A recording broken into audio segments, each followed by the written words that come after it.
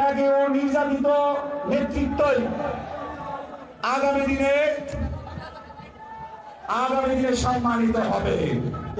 আমি কথা দিচ্ছি, ঢাকা জেলা উত্তর ছাত্র দলের সভাপতি হিসেবে যারা এই 16-17 বছর আন্দোলন সংগ্রাম করেছেন, যারা রাজপথে ছিলেন, মামলা হামলার শিকার হয়েছেন, তাদেরকে দিয়ে এই কমিটি ঘোষণা করা হবে। আমরা বিচার বিশ্লেষণ করে, আপনাদের সিভি সংগ্রহ করে, আপনাদের ভিডিও ফুটেজ, ছবি সবকিছু আমরা জাস্টিফাই করে আপনাদেরকে কমিটিতে অন্তর্ভুক্ত করব এবং আমরা লক্ষ্য রাখবো যাতে আমাদের পুরো ইউনিটের কমিটিতে আওয়ামী লীগের দূষররা অনুপ্রবেশ করতে না পারে। ইনশাল্লাহ আমি কথা দিচ্ছি, আওয়ামী লীগের কোন দূষররা আমাদের ঢাকা জেলা উত্তর ছাত্র দলের কোন ইউনিটে অনুপ্রবেশ করতে পারবেন না।